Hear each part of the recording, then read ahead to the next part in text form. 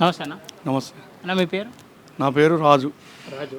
ఇదేనా అన్న బిజినెస్? ఇదేనా మెడికల్ షాప్. ఎట్లుందన్న మెడికల్ వ్యవస్థ? కొంచెం టఫ్ ఉంది కొద్దిగా, ఏంటంటే బాగా కాంపిటీషన్, ఫుల్ కాంపిటీషన్.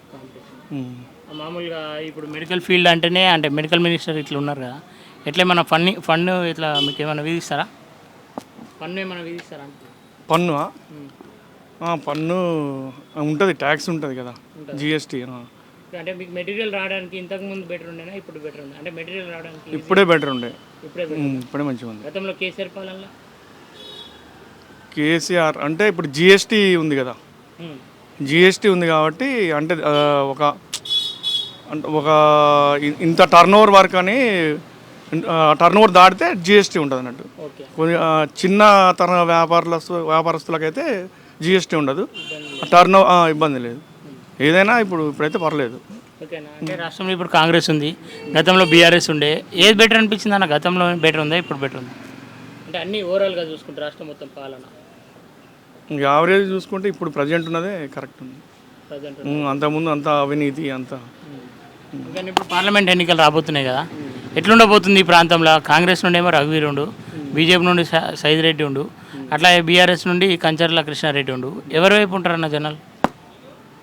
మామూలుగా కేంద్రంలో చూస్తే మాత్రం మోడీ ప్రభుత్వం మంచిగా అభివృద్ధి ప్రధానంలో పయనిస్తుంది. బీజేపీకి ఓటేస్తే కరెక్టు. లోకల్ కంటే కూడా ఇక మన మోడీ వస్తే బాగుంటుంది, మోడీ ప్రభుత్వం వస్తే బాగుంటుంది. మోడీ రావాలంటే ఇక్కడ బీజేపీకి ఓటేయాలి.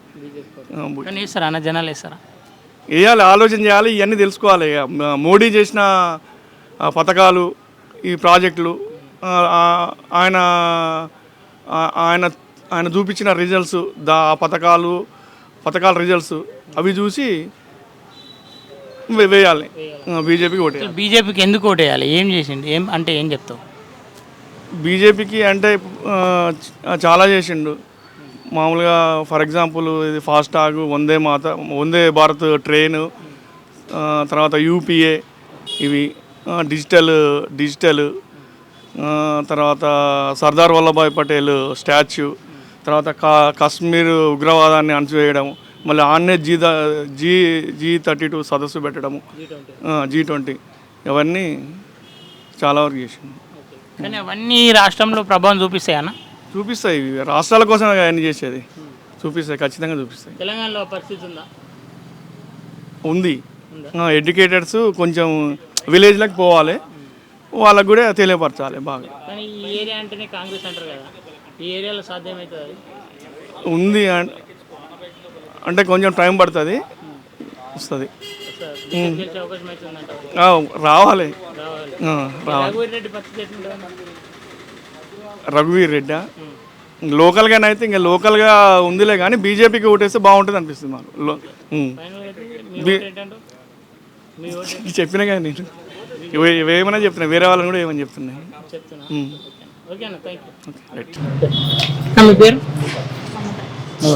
ఇదేనా షాపేనా? ఎట్లుందక్క? ఓకేనా బిజినెస్? ఓకేనా? ఎట్లా అనిపిస్తుంది అన్న? సారీ అక్క, ఎట్లా అనిపిస్తుంది కొత్త రాష్ట్రం తెలంగాణలో మళ్ళీ ప్రభుత్వం ఏర్పడేది, కాంగ్రెస్ ప్రభుత్వం? ఎట్లా అనిపిస్తుంది? ఏమైనా మార్పు కనిపిస్తుందా?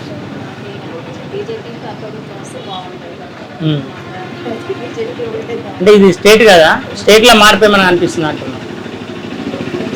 ఏం కనిపిస్తుందా?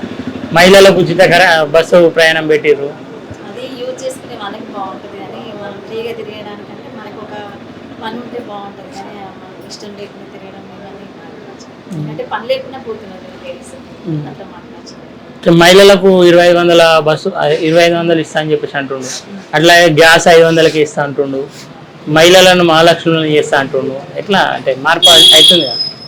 అవుతుందంటే ఇంకేం డెవలప్ ఇంకేం కాలేదు కదా, మన దాకా ఇంకేం కాలేదు. అది పేద ప్రజలకు అంతే బాగుంటుంది, ఉన్న వాళ్ళకి లేని వాళ్ళకి అందరికీ పోతున్నాయి.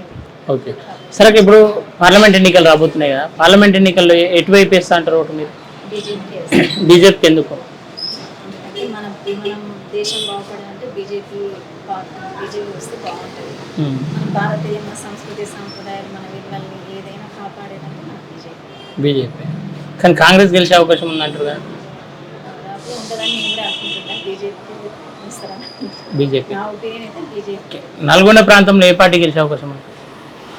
బీజేపీ వస్తుందని బీజేపీ.